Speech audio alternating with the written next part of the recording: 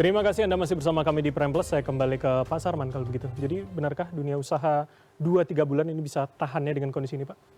Ya 2-3 bulan dihitung dari mana dulu nih kan?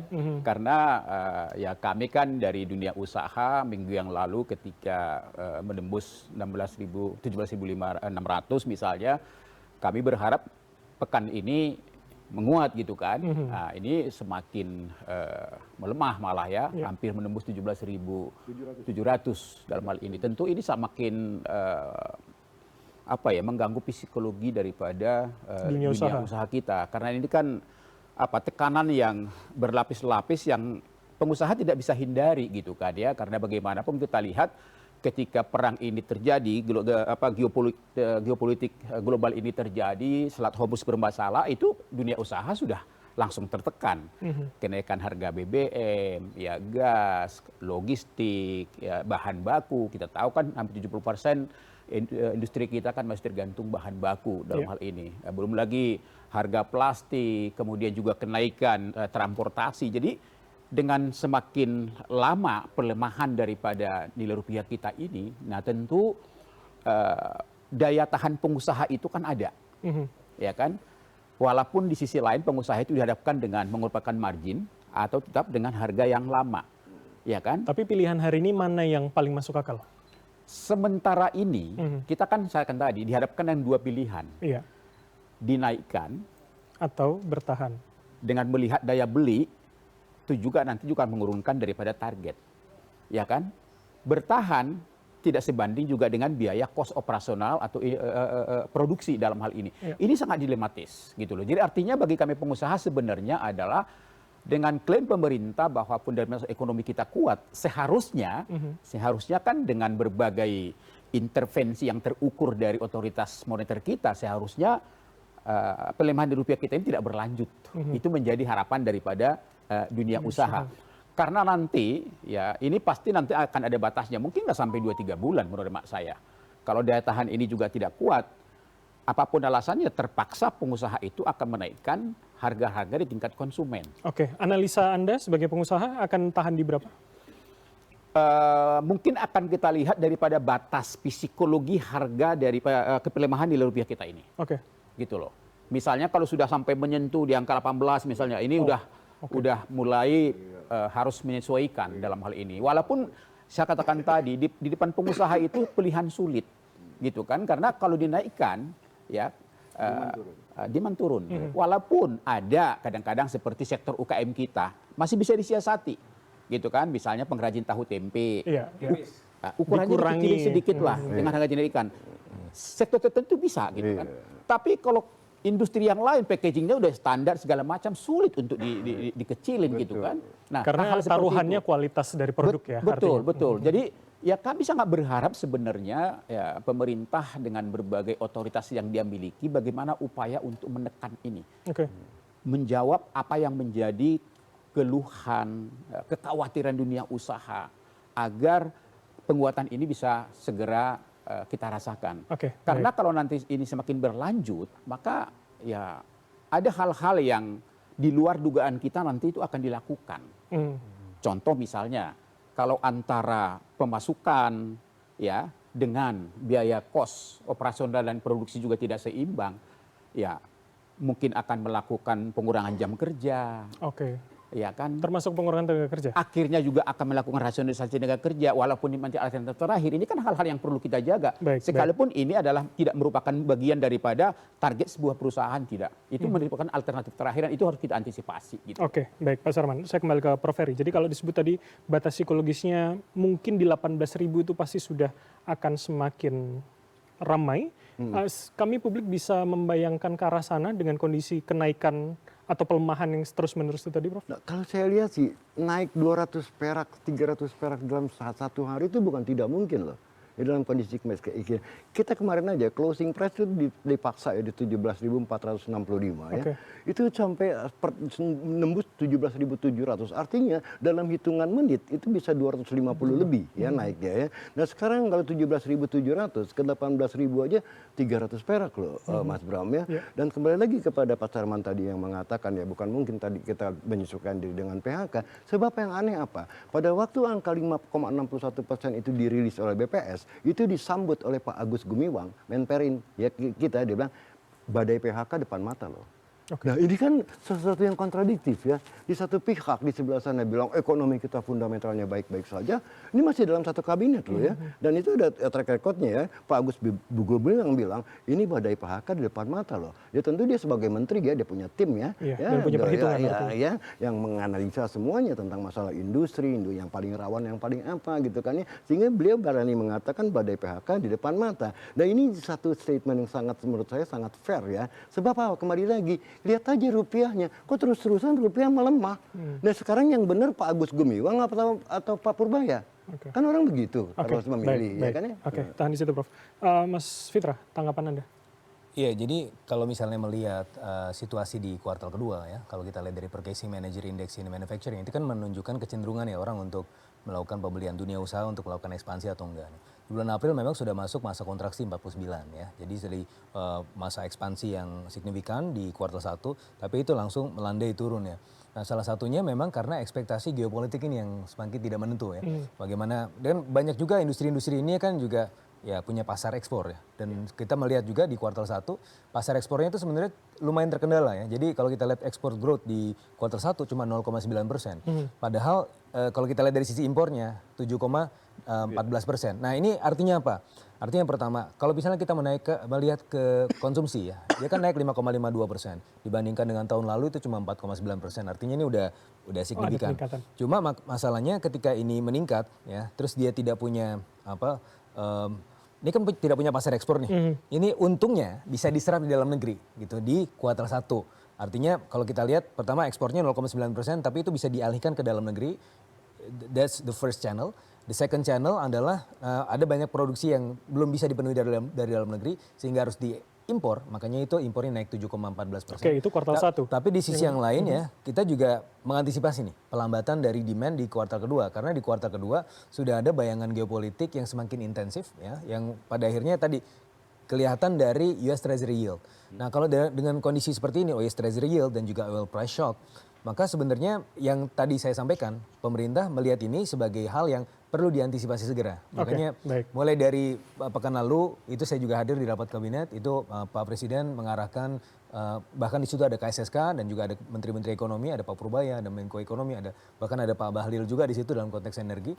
Itu untuk kemudian melakukan antisipasi ya supaya rupiah tidak bergerak ya secara liar, itu yang pertama. Terus tapi kalau misalkan pengusaha menjadi khawatir pada psikologis 18.000 tadi?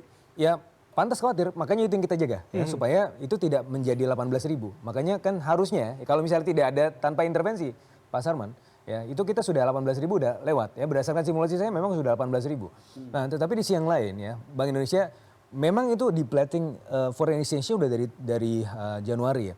Tapi kondisi terakhir itu 146 billion US dollar itu masih on par dengan kondisi tahun 2022 ketika Rusia Ukraina, dan waktu itu Bank Indonesia hitungan saya waktu itu sebagai ekonom ya, itu 12 sampai 15 billion US dollar untuk intervensi rupiah tanpa menaikkan suku bunga, tapi itu hanya bertahan sampai bulan September.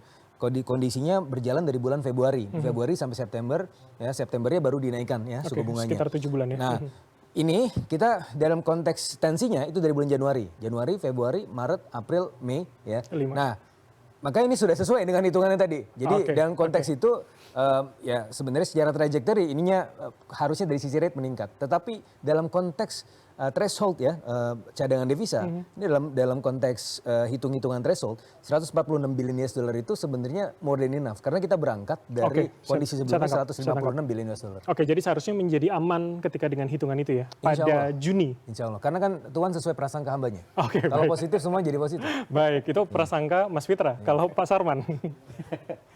Ya kalau kami tentu begini ya. selama ini kan dunia usaha itu kan sudah mencoba untuk bertahan, ya dengan tekanan yang berlapis-lapis ini. Pertama kami sudah melakukan yang namanya diversifikasi bahan baku misalnya. Kami sudah berupaya untuk itu. Kemudian juga mengurangi kos-kos yang tidak penting lah dalam hal ini. Karena tekanan-tekanan tadi ini kan sudah sangat mengganggu cash flow daripada dunia usaha kita dalam hal ini. Tentu memang Pak Bram, saya katakan tadi, kita tidak menunggu 2-3 bulan ke depan. Kita harus melihat daripada pelemahan ini. Apakah semakin melemah atau semakin kuat? Kalau semakin kuat, tentu psikologi pengusaha ini kan semakin kuat gitu kan. Dan itu day by day ya Pak? Ya itu day by day kan. Ya, karena tadi kan Prof. Ferry juga menyampaikan bahwa pelemahan kita ini kan kadang-kadang kan tidak melihat hari lagi. Kadang-kadang jam sudah begini gitu kan. Jadi artinya bagi pengusaha kita kan memonitor terus ini perkembangan-perkembangan ini. Karena bayangin saja sekarang ini, kita bahan baku. Standar kita kan 16.500. Sekarang kan udah hampir menyentuh 17.700. Bisa dibayangkan itu bagaimana. Ya kan, pembelian dalam bentuk dolar. Belum lagi mungkin dunia usaha kita yang tanda kutip ya punya kewajiban membayar utang dalam bentuk dolar ya ke lembaga internasional. Jadi luar biasa gitu loh. Dan makanya kami sampaikan bahwa tekanan ini bukan hanya dirasakan oleh pelaku usaha industri besar, tapi sampai ke bawah juga tertekan karena UMKM itu sangat berasa. Plastik misalnya itu sangat berasa. Ya kan, apalagi sangat tadi kedelai, tahu tempe. Pengrajin tahu tempe kita saat ini juga gitu loh. Jadi artinya bahwa pemerintah harus betul-betul serius menjawab tantangan mengenai pelemahan nilai rupiah kita ini. Oke, baik. Kami berharap tidak sampai menyentuh di angka yang tadi itu. Karena itu sudah sampai sangat mengganggu psikologi pengusaha dan itu udah alarm banget bagi pengusaha kita gitu. Oke, baik. Saya ke Mas Agung kalau begitu. Saya tarik ke politik kalau begitu Mas Agung. Jadi artinya seberapa itu bisa berdampak dengan kondisi kepercayaan hari ini, Mas? Ya, ada dua hal Mas Bram dalam politik kontemporer ya. Ya. Persepsi dan ekspektasi. Nah, dua hal ini harus dikelola secara intensif oleh pemerintah manapun karena aktor utamanya bukan pemerintah lagi, tapi ada pasar, ada masyarakat, dan masyarakat ini juga terbagi banyak kelas macam itu. Nah, kalau ekspektasi dan persepsi aktor-aktor utama pemerintahan itu tidak terjaga dengan baik, ini bisa membuat dalam tanda petik ekses-ekses yang tidak perlu. Misalkan tadi Pak Sarwan bilang dunia usaha sudah merasakan, sebenarnya masyarakat kecil sudah lebih jauh merasakan itu gitu. Setiap hari ada aja kebutuhan pokok yang naik. Ini kan harus dikelola supaya apa? Supaya ekspektasi dan persepsi publik itu nyatu dengan persepsi dan ekspektasi pemerintah dalam mengelola negara ini. Itu satu. Yang kedua, saya melihat memang ada story di masa silam soal 98 Mas Bram. Yang itu ternyata jauh berbeda dengan kondisi sekarang. Karena makronya kan lebih bagus sekarang. Tapi di publik itu terus terjadi cerita-cerita yang tidak perlu semacam itu. Nah, saya berharap ini perlu di-manage oleh pemerintah supaya tidak menjadi sebuah realitas yang sesungguhnya gitu. Karena kalau dulu basis makronya kan dolarnya 2.500 jadi 17.000. Kalau sekarang kan 16.000 sekian gitu. 16.600 naik 1.000 gitu. Walaupun beda tapi kan buat masyarakat naik 1.000 itu dampaknya luar biasa. Tim pemerintah ini harus menyampaikan bahwa ini berbeda jauh dengan 98, kita lebih baik tapi jangan over optimis juga. Kenapa? Karena situasi di masyarakat hari ini juga sedang tidak kondusif gitu. Maksud saya ketika misalkan ada statement-statement dari pejabat publik kita yang dalam tanda petik menggampangkan situasi hari ini, menurut saya sudahilah.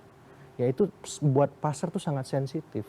Walaupun ibarat kata kita optimis, kita yakin fondasi kita bagus, tapi kalau itu terus diulang, kabur lama-lama investor kita, ya kemudian orang-orang luar yang percaya dengan market kita semacam itu. Jadi maksud saya kata-kata itu memang sederhana, tapi kalau ditempatkan pada momen yang tidak pas, jadi berbahaya gitu. Karena dan itu secara kacamata politik? Ya ini pejabat-pejabat publik kita semua masalah yang memegang kuasa anggaran, memegang kuasa kebijakan, istilahnya menggampangkan situasi, kondisi, ini sudahi, hentikan. Kalau memang Anda tidak bisa bicara dengan padar yang pas, Anda lebih bagus diam gitu. Anda lebih bagus fokus bekerja, mengintervensi situasi dan realitas hari ini. Bagaimana menurunkan harga, bagaimana menciptakan lapangan kerja, bagaimana membantu para pengusaha. Ketimbang Anda ngomong akhirnya blunder ke IHSG, ke harga-harga, ke macam-macam gitu. Maksud saya ini dalam kondisi yang nggak baik dan sedang tidak kondusif, coba lebih banyak bekerja, ketimbang memberikan statement walaupun diburu sama teman Mas Bram misalnya kan statementnya apa nih situasinya. Tapi ya lebih bagus satu pintu saja dalam situasi kondisi semacam ini. Oke, Karena apa? oke. Karena bisa membuat bumerang kemana-mana seperti itu. Oke, baik. Saya ke Mas Anu kalau begitu. Jadi keresahan itu tergambarkan di media sosial, Mas Anu? Sangat. Mhm. Ada sebenarnya ini linear ya. Ketika dolar itu mulai naik, sentimen negatif itu mulai muncul. Linear sampai kemudian ada yang tadi seperti Mas Agung bilang, ada kondisi-kondisi statement, ya, terus komentar dari pejabat yang kemudian menambah keruh nih, Oke. yang akhirnya bukan hanya bicara sentimen, wah dolar naik nih, gue nggak punya uang atau uang gimana gitu ya, akhirnya jadi ke semua lini nih, ke rumah tangga lah, ke ibu rumah tangga lah, Iya. ya, jadi seolah-olah ini jadi semua dalam perspektifnya masing-masing bicara di sosial media. Oke, Nah, ini dan lumayan beropini menarik. ya artinya ya. Betul. Oke, nanti kita akan dalami di segmen berikutnya dan untuk itu kami akan jeda terlebih dahulu. Tetaplah bersama kami di Prime Plus.